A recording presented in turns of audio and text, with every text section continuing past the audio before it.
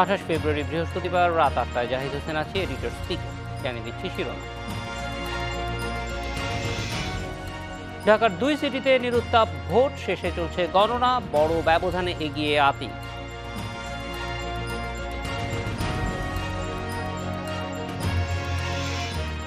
কম ভোটারের রাজনৈতিক দলকে দুষছেন সিইসি, অংশগ্রহণমূলক নয় দাবি মাহবুবের।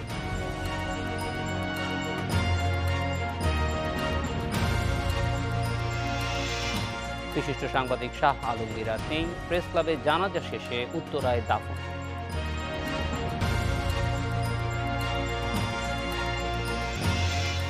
ঢাকা উত্তর ও দক্ষিণ সিটি কর্পোরেশন নির্বাচনের ভোট গ্রহণ শেষে চলছে গণনা। সকাল 8টায় শুরু হয়ে বিকেল 4টা পর্যন্ত ভোট চলে। এখন পর্যন্ত 229টি কেন্দ্রের ফল পাওয়া গেছে। তাতে নৌকার মেয়র প্রার্থী আতিকুল ইসলাম পেয়েছেন 1,39,175 ভোট, আর লাঙ্গলের শাফিন আহমেদ পেয়েছেন 5,278 ভোট। বৈরী আবহাওয়ায় সকাল থেকেই কেন্দ্রে ভোটার উপস্থিতি ছিল খুবই কম। 2 সিটি মিলিয়ে 1,700-এর বেশি কেন্দ্রে ভোট নেওয়া হয়। সব মিলিয়ে ভোটার 40 লাখ। তবে নির্বাচন ঘিরে কোথাও কোনো অনিয়ম বা বিশৃঙ্খলার খবর পাওয়া যায়নি। উত্তর ঢাকা সিটির মেয়র পদে উপনির্বাচনের পাশাপাশি ঢাকার 2 সিটির 18টি করে মোট 36টি নতুন ওয়ার্ডে কাউন্সিলর পদে নির্বাচন হয়েছে। পাশাপাশি ঢাকা উত্তরের 21 নম্বর ওয়ার্ডে কাউন্সিলর পদেও উপনির্বাচন হয়।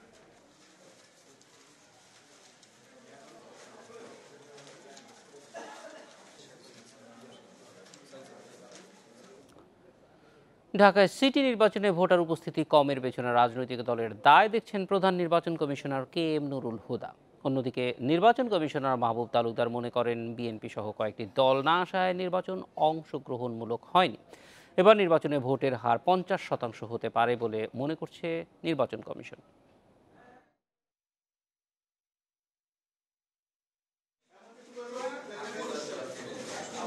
রাজধানীর উত্তরায় IES স্কুল অ্যান্ড কলেজে সকাল 10টার দিকে ভোট দেন প্রধান নির্বাচন কমিশনার KM নুরুল হুদা। এ সময় তিনি দাবি করেন ভোটার উপস্থিতি কম হওয়ার দায় নির্বাচন কমিশনের নয়। আমরা তো পরিবেশ সৃষ্টি করে দেই, ভোটার তো বাড়ি বেড়ে গিয়ে আমরা আনতে পারবো না। সেটা তো রাজনৈতিক দল বলতে যারা প্রার্থী তাদের দায়িত্ব। আসবে কারা সেই দায়িত্ব তাদের। আমরা বলতে পারি যে নির্বাচন পরিবেশ সুষ্ঠু আছে, সবাই নিরাপদে ভোট দিতে পারবেন, সেই পরিবেশ সৃষ্টি করার প্রেক্ষাপট তৈরি করতে পারি শুধু।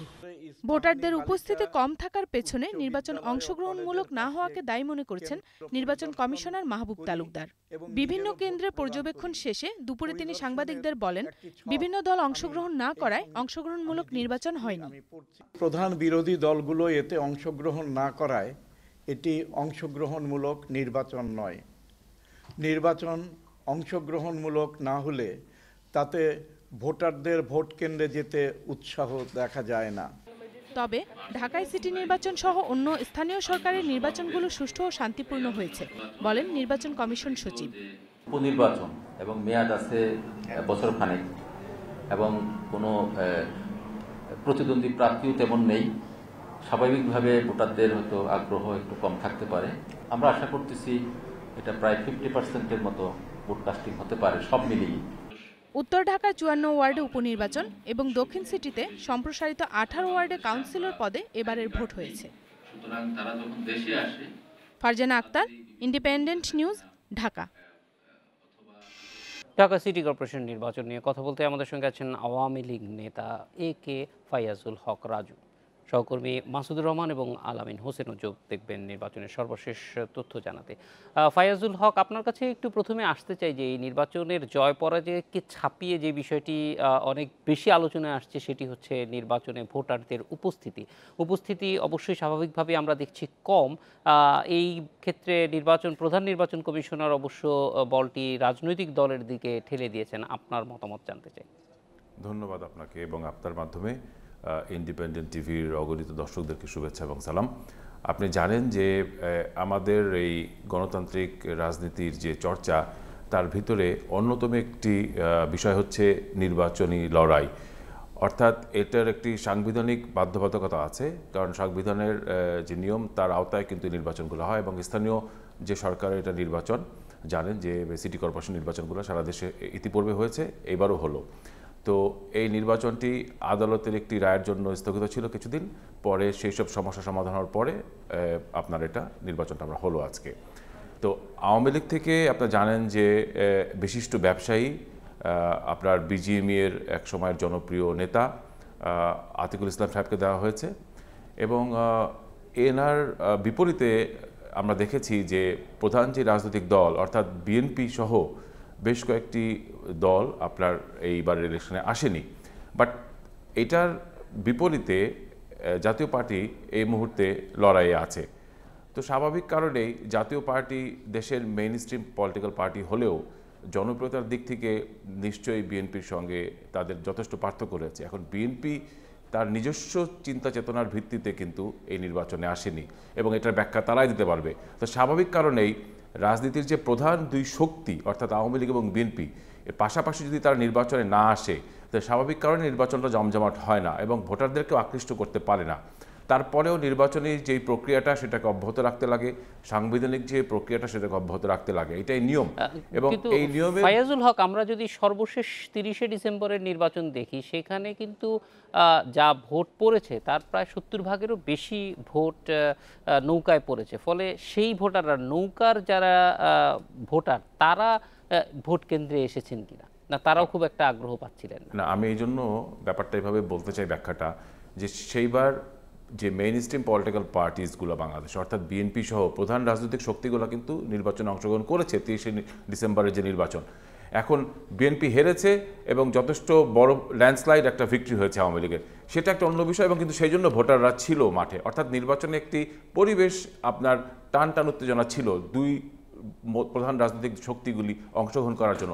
এইবার বিএনপি নানান কারণে হোক, তাদের নিজস্ব চিন্তা চেতনায় হোক, তারা নির্বাচনটা আসেনি, এবং যার ফলে আমরা যেটা দেখছি যে ভোটারদের ভিতরে যে একটা যে আগ্রহ, সেটা কিছুটা হলেও তো আপনার কম দেখা যাচ্ছে, এবং এটাই স্বাভাবিক। আপনি আমাদের সঙ্গে থাকুন, আমরা একটু নির্বাচনের সর্বশেষ পরিস্থিতিটা একটু দেখে আসবো। সহকর্মী মাসুদুর রহমান আছেন। মাসুদুর রহমান, এখনো পর্যন্ত কতটি কেন্দ্রের ফলাফল আমাদের হাতে এসে পৌঁছেছে? এখন পর্যন্ত উত্তর সিটি কর্পোরেশনের মেয়র পদে যে উপনির্বাচন, সেই উপনির্বাচনে 54টি ওয়ার্ডের 1295 কেন্দ্রের মধ্যে এখন পর্যন্ত রিটার্নিং কর্মকর্তার পক্ষ থেকে 219 কেন্দ্রের ফলাফল ঘোষণা করা হয়েছে। এই 219 কেন্দ্রের ফলাফলের মধ্যে যদি আমি একটু বলি, মোট ভোট পড়েছে 1,47,592টি। এর মধ্যে আওয়ামী লীগের মেয়র প্রার্থী আতিকুল ইসলাম পেয়েছেন 1,39,175 ভোট। তার নিকটতম প্রতিদ্বন্দ্বী বললেও ভুল হবে, তার দ্বিতীয় পজিশনে যিনি আছেন, অর্থাৎ 5 জন যে প্রার্থী মেয়র পদে, এই 5 জন প্রার্থী দ্বিতীয় অবস্থানে আছেন শাফিন আহমেদ, তিনি পেয়েছেন 5,278 ভোট। আর এছাড়া বাকি যেই 3 জন রয়েছেন তাদের ভোটের চিত্র যদি একটু বলি, আব্দুর রহিম স্বতন্ত্র প্রার্থী 1005, শাহিন খান বাগপতিকে তিনি পেয়েছেন 1070, আনিসুর রহমান দেওয়ান তিনি পেয়েছেন 1054। তার মানে যেই ভোট পড়েছে তার 90 ভাগেরও বেশি ভোট কিন্তু আওয়ামী লীগের মনোনীত প্রার্থী পেয়েছে। মাসুদুর রহমান, ভোট এই যে যেখানে গণনা হচ্ছে সেখানে অন্য মানে আওয়ামী লীগ ছাড়া অন্য দলের কোনো প্রতিনিধি আছে কিনা? আওয়ামী লীগের প্রতিনিধিরাও আছেন, এবং অন্য দলের যদি বলি আমি, অন্য দল বলতে স্বতন্ত্র প্রার্থী আব্দুর রহিম এখানে আছেন, শাহিন খান এখানে আছেন। তো তারা এখানে উপস্থিত আছেন এবং তারা সেই ফল দেখছেন। এখন পর্যন্ত তাদের কোনো প্রতিক্রিয়া আমরা জানতে পারিনি, তারা তেমন গণমাধ্যমের কাছেও তাদের কোনো প্রতিক্রিয়া তারা এখন পর্যন্ত দেননি। তো তারা যদি তারা অপেক্ষা করছেন আসলে, তারা যখন ফলাফল ঘোষণা শুরু হয় 5:30টার দিকে, তখন থেকেই আমি দেখেছি যে বাগপতিকে যিনি প্রতিদ্বন্দ্বিতা করছেন শাহিন খান, তিনি এখানে উপস্থিত হয়েছে। সিটি কর্পোরেশন নির্বাচনের বিষয়ে কথা বলতে আমাদের সঙ্গে আছেন আওয়ামী লীগ নেতা AK ফায়াজুল হক রাজু এবং সহকর্মী আলামিন হোসেন। আলামিন, একটু জানতে চাই যে দক্ষিণ সিটি কর্পোরেশনের নির্বাচন কেমন হয়েছে বা নির্বাচন পরবর্তী পরিস্থিতি কেমন আছে সেখানে? আসলে 4টার পরে যখন ভোট গ্রহণ শেষ হয়েছে, 4টার কিছুক্ষণ পরে আমরা এখানে এই মুহূর্তে যেখানে দাঁড়িয়ে রয়েছি সেটা হচ্ছে যাত্রাবাড়ির সন্টিক এলাকা। এখানে অগ্রদূত বিদ্যানিকেতনের একটি কেন্দ্রে কিন্তু একটু গোলযোগের আমরা খবর পেয়েছি এবং আমরা এখানে ছুটে এসেছিলাম। এখানের প্রার্থী যিনি জুথি আক্তার বেলি, তার হচ্ছে প্রতীক বই, এবং আরেকজন হচ্ছে কলি আক্তার পারবেন এরকম তার প্রতীক হচ্ছে চশমা। এই দুই প্রার্থীর আসলে বেশ কিছু ঝামেলা হয়েছে এখানকার পুলিশের সাথে। আমরা এই বিষয়টি নিয়ে কথা বলেছিলাম। পুলিশ বলছে যে ব্যালট বাক্স ছিনতাইয়ের অভিযোগে জুথি আক্তার পলি বই প্রতীক নিয়ে যিনি আসলে প্রতিদ্বন্দ্বিতা করছেন সংরক্ষিত নারী আসনের 61, 62 এবং 63 তার সেখানে তার প্রায় 6 থেকে 7 জন সমর্থককে কিন্তু আটক করা হয়েছে ব্যালট বাক্স ছিনতাইয়ের অভিযোগে। আমরা এই বিষয়গুলো নিয়ে জুথি আক্তার পলি যিনি আছেন তার আসলে বক্তব্য নেওয়ার চেষ্টা করেছে, তার সাথে কথা বলার চেষ্টা করেছে। তিনি বলছেন যে পুলিশ একপক্ষ হয়ে যখন কাজ করতে গেছে কোনো রকম উস্কানিমূলক বক্তব্য ছাড়াই তারা তাদের উপর লাঠিচার্জ করেছে এবং বলেছেন যে রবার বুলেটও নিক্ষেপ করেছেন। এই হচ্ছে আসলে এখানকার বর্তমান চিত্র। এবং আমরা আসলে বেশ কিছুক্ষণ আগে মহানগর নাট্যমঞ্চ যেটি গুলিস্তান আপনি জানেন সেখানে ছিলাম। সেখানে আসলে এখন পর্যন্ত কিন্তু কেন্দ্রভিত্তিক ফলাফল আসছে, অর্থাৎ পূর্ণাঙ্গ কোনো ওয়ার্ডের ফলাফল কিন্তু আমরা এখানে পাইনি। যেহেতু বিএনপি, জাতীয় ঐক্যফ্রন্ট এবং বাম গণতান্ত্রিক জোট আসলে এই নির্বাচনকে বয়কট করেছে, সেক্ষেত্রে প্রতিদ্বন্দ্বিতা মূলত আওয়ামী লীগ এবং আওয়ামী লীগের যারা স্থানীয় ওয়ার্ড পর্যায়ে যে সমস্ত নেতৃবৃন্দ রয়েছে। আপনি জানেন যে 8টি ইউনিয়নকে ভেঙে ঢাকা দক্ষিণের প্রায় 18টি নতুন ওয়ার্ড গঠন করা হয়েছে 58 পর থেকে 75 পর্যন্ত, এবং এইখানে কিন্তু আসলে এই নির্বাচনগুলো হচ্ছে। ঢাকা দক্ষিণে 265টি কেন্দ্রে আসলে 235টিরও বেশি কেন্দ্রে নির্বাচন হয়েছে। এবং আমরা সকাল থেকে আসলে নিরুত্তাপ যেরকমটা অন্যান্য সহকর্মীর সাথে কথা বলেছি, ভোটারদের সাথে কথা বলেছি, মোদ্দা কথা হচ্ছে যে শুধুমাত্র আওয়ামী লীগের যারা কর্মী সমর্থক রয়েছেন, অর্থাৎ যারা যারা প্রতিদ্বন্দ্বিতা করছেন নির্বাচনে, তারা ছাড়া অন্য সাধারণ যে ভোটাররা রয়েছেন তাদের আসলে এই নির্বাচনে কোনো আগ্রহ একদম নেই বললেই চলে। আপনি যেরকমটা আসলে প্রশ্ন করেছিলেন যে জাতীয় নির্বাচনের 30 ডিসেম্বর যে নির্বাচনটি হলো সেখানে আওয়ামী লীগ এত বিপুল ভোটের ব্যবধানে বিজয়ী হলো, আসলে কি এমন হলো যে এর পরবর্তীতে সে আওয়ামী লীগ এরকম এত কম ভোট পাচ্ছেন, অর্থাৎ ভোটার প্রতি মানুষের আগ্রহ হারিয়ে ফেলেছে। এই বিষয়টি নিয়ে আমরা আঞ্চলিক কর্মকর্তা, রিটার্নিং কর্মকর্তা যেটা রাকিবউদ্দিন মন্ডল, যিনি ঢাকা দক্ষিণের দায়িত্বে রয়েছেন, তার সাথে আসলে কথা বলার চেষ্টা করেছি। তিনি আসলে একটু ভিন্ন ভিন্ন বক্তব্য দিয়েছেন। প্রথমত তিনি বলেছেন যেহেতু 1 বছরের জন্য নির্বাচিত হবেন সেই ক্ষেত্রে অনেকেরই আসলে এই ভোট নিয়ে আগ্রহটা কম। দ্বিতীয়ত যেহেতু ছুটি রয়েছে বৃহস্পতিবার, শুক্রবার, শনিবার, সেক্ষেত্রে অনেক ভোটারাই আসলে ছুটি উপভোগ করতে দেশের নানা প্রান্তে চলে গেছেন। অনেক ধন্যবাদ আমাদের সঙ্গে যোগ দেওয়ার জন্য। আমরা একটু ফাইয়াজুল হক রাজুর কাছে যেতে চাই। ফাইজুল হক, এই যে পরিস্থিতিটা আমরা দেখছি যে ভোটার উপস্থিতি নিয়ে প্রশ্ন আছে, কিন্তু ভোট মানে নির্বাচিত যারা হবেন তারা কতদিন সময়, কতদিন থাকবেন, সেইটা রাজনীতির জন্য কতটুকু যৌক্তিক মনে করেন? কারণ যিনি নির্বাচিত হবেন তিনি তো একদিনের জন্য নির্বাচিত হলেও তিনি এই পদেই নির্বাচিত হলেন। ধন্যবাদ আপনাকে আবার। না, এটা ঠিক আছে, কারণ একটা তো টাইম ফ্রেম থাকবেই। তো এখন যিনি আপনার নির্বাচিত হলেন মেয়র বা যারা কাউন্সিলর নির্বাচিত হবেন, তাদের তো একটা সুনির্দিষ্ট টাইম ফ্রেমের ভিতরেই তারা থাকবেন এবং তাদের দায়িত্ব তারা ওই পর্যন্তই পালন করবেন। এটা তো সাংবিধানিকভাবে আপনার একটা বাধ্যবাধকতা। বাট একটা জিনিস আপনাকে বুঝতে হবে যে এই যে নির্বাচনের যে বিষয়টা, অর্থাৎ সব জায়গায় যেটা আলোচনা হচ্ছে আজকে, আপনিও আমাকে প্রশ্ন করেছেন যে উত্তাপের ব্যাপারটা বা উত্তেজনার ব্যাপারটা। দেখেন, একটা জিনিস কিন্তু যে আমাদের রাজনীতিতে, বিশেষ করে নির্বাচনী রাজনীতিতে একটা কালচার হচ্ছে যে প্রধান রাজনৈতিক শক্তিগুলো যখন নির্বাচনী লড়াইয়ে উত্তীর্ণ হয় বা অবতীর্ণ হয়, তখন কিন্তু একটা ভোটারদের ভিতরে একটা উত্তেজনা বা একটা আগ্রহ সৃষ্টি হয়। এখন বিএনপি নানাভাবেই প্রধান রাজনৈতিক বিরোধী শক্তি হিসাবে বাংলাদেশের, নিঃসন্দেহে বিএনপি একটি বড় রাজনৈতিক দল, এখনও তাদের জনপ্রিয়তা আছে, তাদের জনপ্রিয় নেতারা আছে, কিন্তু তারা যদি সেই জায়গাটায় তারা না আসে, তাদেরকে তো আর কেউ ঘর থেকে গিয়ে নিয়ে আসবে না। আর এটা তো তাদের একটা দায়িত্ব, সাংবিধানিক কর্তব্য যে নির্বাচনে অংশগ্রহণ করা। এখন তারা তাদের নিজস্ব চিন্তাভাবনা নির্বাচনে আসে নাই। এখন আওয়ামী লীগ তার নিজস্ব সর্বোচ্চ যে মনে করেছে যে ভালো, তাকে ক্যান্ডিডেট দিয়েছে। এখন এই জায়গায় ভোটারদের একটাই চয়েস ছিল আমি মনে করি, বিকজ জাতীয় পার্টির যিনি দাঁড়িয়েছেন উনি সঙ্গীত জগতের যথেষ্ট নামকরা থাকলেও ওনার অর্গানাইজেশনাল কোনো ক্যাপাসিটি সম্পর্কে ভোটারদের মাঝে তেমন কোনো বিশেষ আগ্রহ ছিল না, কারণ উনি কোনো বড় অর্গানাইজেশন কখনো চালান নাই। তো সেই ক্ষেত্রে আতিক ইসলাম যিনি ছিলেন তার একটি ব্যাপক পরিচিতি আছে, বিশেষ করে ব্যবসায়িক মহলে। ঢাকা শহরে মোটামুটি সবাই তাকে চিনে, তার পারিবারিক একটি ভালো ব্যাকগ্রাউন্ডও আছে। সব কিছু মিলিয়ে উনি যতটুকু ভোটাররা গিয়েছেন ভোট কেন্দ্রে, তাদের কাছে উনি অন্তত গ্রহণযোগ্য ছিলেন। এখন আমরা এটাই আশা করতে পারি যে আতিকুল ইসলাম সাহেব, যেই ভোটাররা তার উপর আস্থা রেখেছেন বা যারা যারা ভোট কেন্দ্রে গিয়েছেন তাকে ভোট দিয়েছেন, তিনি তাদের প্রতি তার যে দায়িত্ব কর্তব্য এবং রাষ্ট্রের প্রতি তার যে দায়িত্ব কর্তব্য এবং দলের প্রতি, দল যাকে যে নমিনেশন দিয়েছে সেই জায়গায় উনি সকলকে সন্তুষ্ট রাখেন, সকলকে তাদের সম্মান রাখেন, এটাই আমরা আশা করতে পারি। ফাইজুল হক, আমরা অবশ্যই নির্বাচন নিয়ে শুনছিলাম অভিজ্ঞতা, একটা বিরতিতে যাব, ফিরে এসে একটু জানতে চাইব যে বিশেষ করে ঢাকা উত্তর সিটি কর্পোরেশনের মেয়র যিনি নির্বাচিত হোক না কেন, ইতিমধ্যে আমরা একটা ট্রেন্ড দেখতে পাচ্ছি, এর আগে যিনি মেয়র ছিলেন আনিসুল হক, তিনি কিছু স্ট্যান্ডার্ড তৈরি করে গিয়েছিলেন, মানুষের মধ্যে অনেক বেশি তাকে নিয়ে আগ্রহ ছিল, তার কাজ নিয়ে মানুষের সন্তুষ্টি ছিল। ফলে এই জিনিসগুলি যতদিনের জন্য নির্বাচিত হোক না কেন, সেগুলি বাস্তবায়ন, তার দেখিয়ে যাওয়া কাজগুলি, সেইটা একটা বড় দায়িত্ব হিসেবে আসবে কিনা, এই দায়িত্বটা কিভাবে পালন করতে পারবেন নতুন মেয়র, সেই ব্যাপারে আপনার মতামত জানতে। সিটি কর্পোরেশন নির্বাচন নিয়ে কথা বলতে আমাদের সঙ্গে আছে আওয়ামী লীগ নেতা কে ফায়াজুল হক রাজু। ফায়াজুল হক, আমরা জানতে চাই যে নতুন নির্বাচিত যে মেয়র উত্তর সিটি কর্পোরেশন, তার জন্য একটা বড় চ্যালেঞ্জ অপেক্ষা করে আছে। মানুষের এক্সপেকটেশন অনেক বেশি এবং বলা যায় যে একদম রাজনীতিবিদ থেকে নয়, বাইরের থেকে প্রধানমন্ত্রী শেখ হাসিনা নিয়োগ দিয়েছিলেন আনিসুল হককে, এবং তিনি কিন্তু তার কাজের মধ্যে দিয়ে এক ধরনের সেট স্ট্যান্ডার্ড তৈরি করতে পেরেছেন, যেগুলি আসলে উত্তরের বাসিন্দারা এখনও অনেক মনে রাখছেন আনিসুল হককে। ফলে নতুন যে মেয়র আসবে তার জন্য নিশ্চয়ই এটা একটা বড় চ্যালেঞ্জ হবে। ধন্যবাদ আপনাকে। একটা জিনিস আপনাকে আমি পরিষ্কার করতে চাই এখানে, সেটা কি জানেন, যে আমাদের এই নির্বাচনী রাজনীতিতে একটি গুণগত পরিবর্তন হতে যাচ্ছে। সেটা হচ্ছে যে শুধু যে ভোটের মাধ্যমে নির্বাচিত হওয়া বা ম্যান্ডেট নেওয়া, সেটাই কিন্তু সবচেয়ে বড় কথা এখন আর না।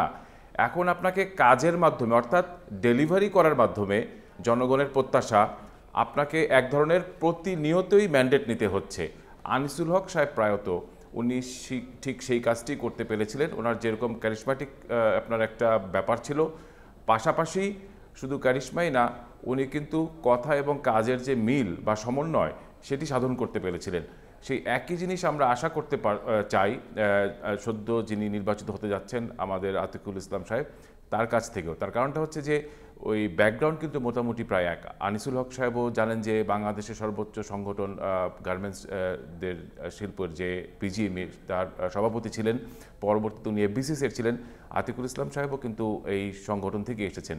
সেদিক থেকে দেখতে গেলে আপনি বলতে পারেন যে আমরা আতিকুল ইসলামের কাছ থেকে সেই ধরনের, অর্থাৎ শুধু যে আজকের ম্যান্ডেটটি নিলেন আপনার ভোটারদের কাছ থেকে, সেটা না, আমরা চাই যে কাজের মাধ্যমে উনি প্রতিনিয়তই মানুষের মন জয় করবেন এবং ঢাকার এই উত্তরকে বিশেষ করে ওনার যে ডেজিগনেটেড এরিয়াটা আছে, সেই জায়গায় উনি মননশীলতার মাধ্যমে তার কর্মক্ষেত্রে উনি প্রমাণ রাখবেন যে উনি সত্যিকার অর্থেই প্রায়ত আনিসুল হকের আপনার একদম একটি কার্যকর একজন উত্তরসূরি বা প্রতিনিধিত্ব করছেন। এরকমটাই জনগণ অন্তত অ্যাট লার্জ এই জিনিসটি আশা করছে।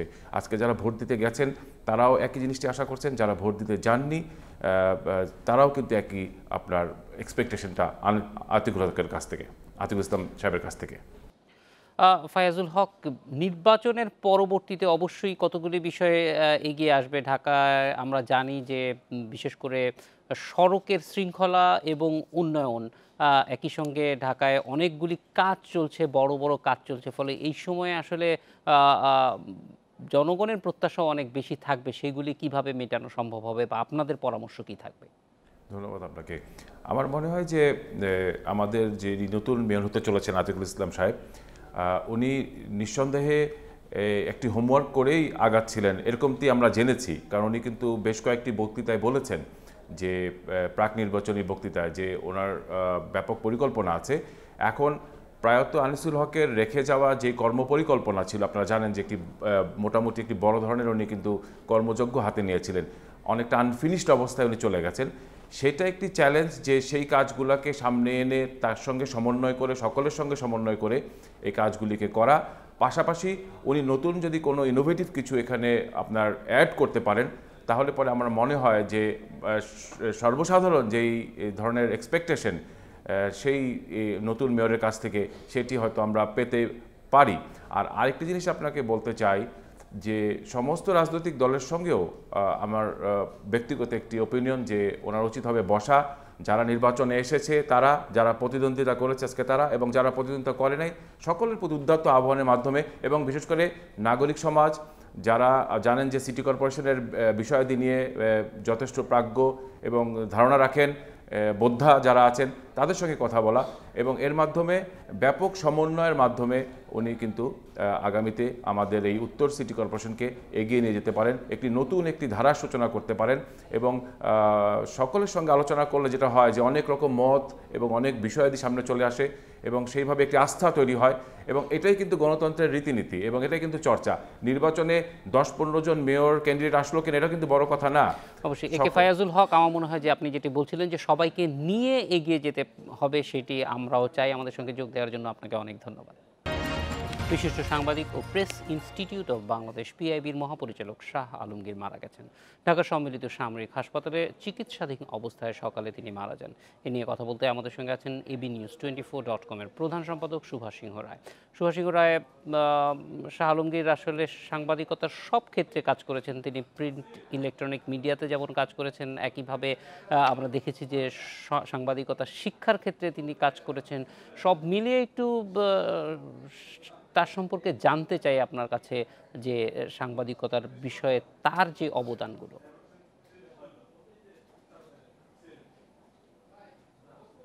অত্যন্ত দুঃখ ভারাক্রান্ত মন নিয়ে আমরা এখন কথাগুলো বলছি। এ কারণে বলছি, শাহ আলমগীর মাত্র 62 বছর বয়সে আমাদের ছেড়ে চলে গেছেন। পূর্ণেন্দু পত্রীর একটি বিখ্যাত কবিতার লাইন আছে, আমাদের যাকে যাকে প্রয়োজন তারাই পালায়। তা আমাদের যাদের প্রয়োজন হয় এবং যারা আমাদেরকে সমাজকে সমৃদ্ধ করে তারা আমাদের ছেড়ে চলে যায়, এটাই সবচেয়ে নিয়তির বিধান। একজন বিখ্যাত পণ্ডিত ব্যক্তিকে, দার্শনিককে জিজ্ঞেস করা হয়েছিল সেই 80-র দশকে যে আপনার কাছে জিনিয়াস শব্দের অর্থ কি। তিনি তাৎক্ষণিক উত্তর দিয়েছিলেন, জিনিয়াস হয়তো অনেক পাওয়া যায় কিন্তু ভালো মানুষ খুব কম পাওয়া যায়। আমি জিনিয়াস অনেক দেখেছি কিন্তু ভালো মানুষ খুব কম দেখেছি। শাহ আলমগীর ছিলেন একজন প্রকৃত অর্থে ভালো মানুষ। আপনি উল্লেখ করলেন যে তিনি সাংবাদিকতার সব ক্ষেত্রে বিচরণ করেছেন। তিনি কিশোর আলো দিয়ে যাত্রা শুরু করেছেন, সংবাদে কাজ করেছেন, দৈনিক আজাদে কাজ করেছেন এবং ইলেকট্রনিক মিডিয়া যেটাকে আমরা বলি সেটার থেকে আপনার যে যাত্রাপথ শুরু হয়েছে সেই যাত্রাপথে তিনি নানান জায়গায় আমাদেরকে সমৃদ্ধ করেছেন। চ্যানেল আই থেকে শুরু করে, মাছরাঙ্গা থেকে শুরু করে, যমুনা টেলিভিশনে তিনি থেকে কাজ করা শুরু করে সব জায়গায় তিনি কিন্তু মানুষকে সমৃদ্ধ করেছেন। আর আপনি যে কথা উল্লেখ করলেন সত্যি সত্যি সেই কথাটিকে গুরুত্বপূর্ণ। তিনি শিক্ষার এবং প্রশিক্ষণের ব্যাপারে খুব বড় বেশি জোর দিতেন। আপনি দেখতেন এই যে প্রতিষ্ঠানে তিনি সর্বশেষ মহাপরিচালকের দায়িত্ব ছিলেন এবং তার দায়িত্ব সময়কাল পার হওয়ার পরও সদাশয় সরকার কিন্তু তার সময় বর্ধিত করে দিয়েছিল। এ কারণে তার সময় যে পরিমাণ গবেষণার কাজ হয়েছে, যে পরিমাণ সাংবাদিকদের ট্রেনিংয়ের ব্যবস্থা করা হয়েছে, এবং তিনি শুধু ঢাকা কেন্দ্রিক না, তিনি আঞ্চলিক সাংবাদিকদেরকে তিনি ঢাকায় আনতেন কিংবা সেখানে যাওয়া হতো। এটা যে শিক্ষা এবং প্রশিক্ষণের মধ্যে এনেছেন এই সাংবাদিকতাকে, সেটা কিন্তু আমরা দেখতে পাই তার এই জীবন আচরণের মধ্য দিয়ে। তিনি অসম্ভব ভালো মানুষ ছিলেন।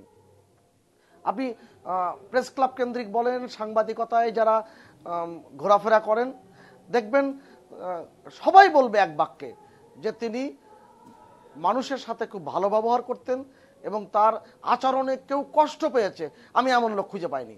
সুভাষ সিংহ রায় বিভিন্ন প্রতিষ্ঠানে তিনি কাজ করেছেন, ছোট বড় নানান জনের সঙ্গে তার সম্পর্ক ছিল এবং প্রত্যেকেই আপনি যেটি বলছেন যে অবশ্যই কোনো জায়গা থেকে আমরা কখনো শুনিনি তিনি কারোর সঙ্গে একটু রাগ করেছেন বা কটি ব্যবহার করেছেন, বড় সবসময়ই তার একটা স্নেহ ছিল সবার প্রতি।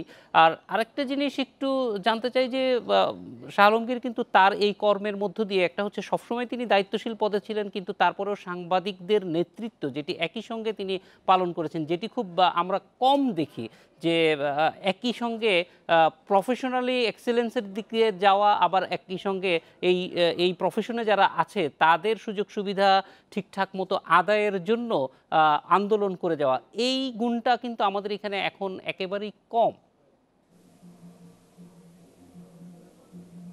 আপনি বলি ভোগবাদী সমাজ ব্যবস্থায় আমরা সবাই কিন্তু আত্মকেন্দ্রিক হয়ে গেছি এবং নিজেরটা ছাড়া অন্যটার বুঝবার চেষ্টা করি না, এবং কিভাবে নানা ছলে নানা কৌশলে সামনের দিকে এগোনো যায় এই চেষ্টা আমরা ক্রমাগত করি।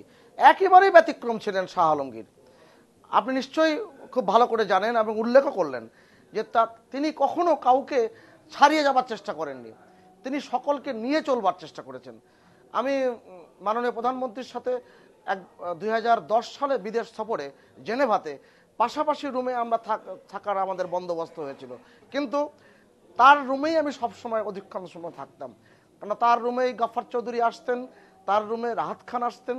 আমরা সবাই মিলে এই আলোচনা করেও করতাম যে বাংলাদেশের সাংবাদিকতার ক্ষেত্রটা কতটা বিস্তৃত করা যায়। তিনি কখনো দায়িত্ব নিতে চাইতেন না, কিন্তু সুভাষ সিংহ রায়, আমরাও চাই যে তিনি তার কাজের মধ্য দিয়ে বেঁচে থাকুক। আমাদের সঙ্গে যোগ দেওয়ার জন্য আপনাকে অনেক ধন্যবাদ। এই ছিল এডিটর স্পিকে আমন্ত্রণ আমাদের পরের আয়োজনে।